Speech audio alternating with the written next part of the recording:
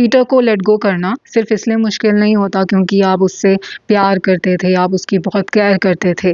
मुश्किल इसलिए होता है क्योंकि आप लॉयल थे और सामने वाला पर्सन नहीं था।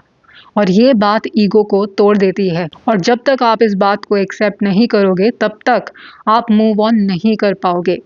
आपको लगेगा कि आप उस पर्सन को मिस कर रहे हो, पर एक्चुअली में आप अपनी इंसल्ट को ही प्रोसेस नहीं कर पा रहे हो। इसीलिए आप कभी उसका सोशल मीडिया चेक करते हो, कभी वेट करते हो कि एक दिन वो इंसान अपने एक्शंस को रिग्रेट करेगा।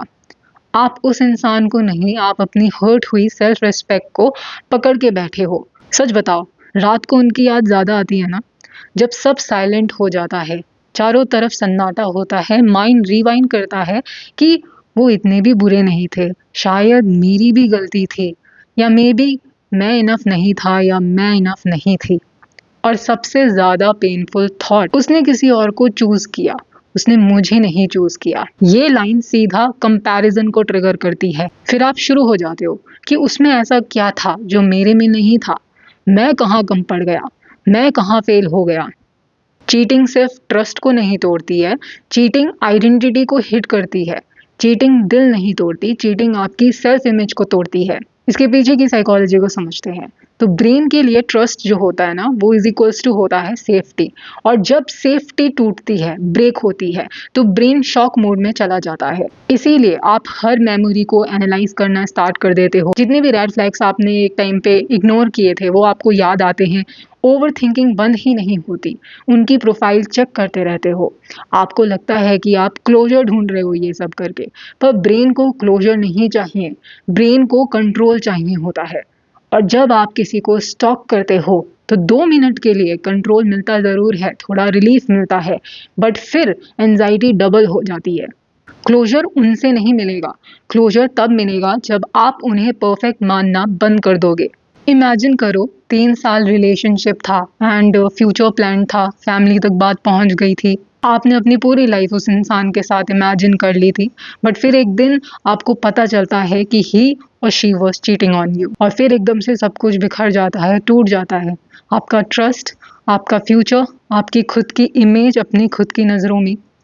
ब्रेकअप हो गया और ब्रेकअप होने के महीनों बाद भी आप स्टक हो, आप मूव ऑन नहीं कर पा रहे हो। क्यों? क्योंकि सिर्फ इंसान नहीं गया है, एक इमेजिन फ्यूचर गया है उस इंसान के साथ। और ब्रेन इमेजिन फ्यूचर को भी रियल लॉस की तरह ही ट्रीट करता है, इसीलिए पेन इतना ज़्यादा डीप लगता है। कभी कभी आप इंसान को नहीं, अपनी बनाई हुई कहानी को मोर्न कर रहे होते हो, जो अब पूरी नहीं हो पाएगी। उसे लेट गो करना मुश्किल इसलिए नहीं है क्योंकि वो परफेक्ट था, वो इंसान बहुत अमेजिंग था। फॉरगेट अबाउट बीइंग परफेक्ट, वो इंसान तो एक स्टेबल इंसान भी नहीं था, क्योंकि वो इंसान अपने इमोशंस को ढंग से रेगुलेट ही नहीं कर पाया और इम्पल्सिव होके ऐसे एक्शंस किए जो खुद के लिए तो अनस्टेबल थे ही, बट उसने उन एक्शन से दूसरे इंसान के अंदर भी सेल्फ सेबोटाज के सीड्स डाल दिए।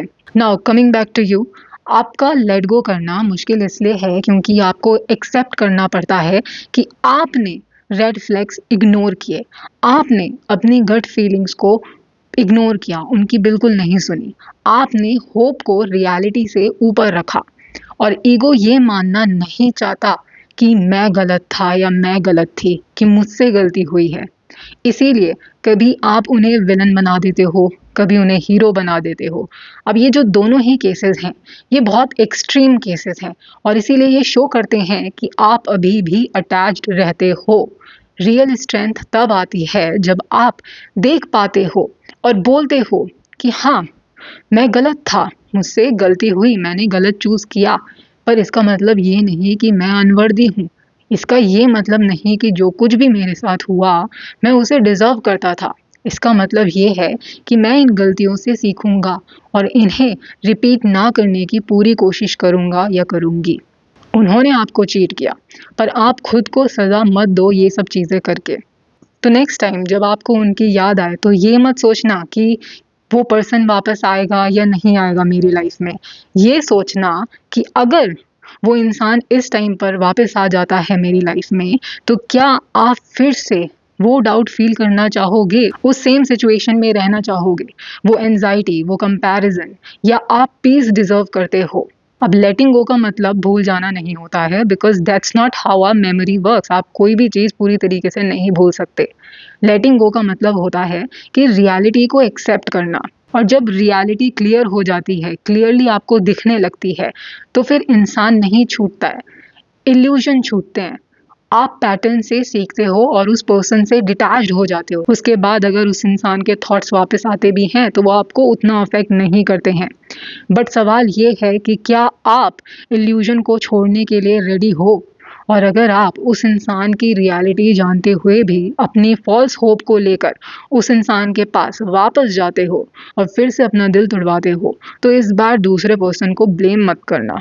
एक बार कोई पर्सन आपको धोखा दे सकता है, बट बार बार अगर कोई आपका दिल तोड़ रहा है तो उसमें मेन रीज़न आप ही हो। आपके ही कुछ ऐसे पैटर्न्स हैं जो आपसे ये साइकिल कंटिन्यू करवा रहे हैं, उनको ऑब्जर्व करो।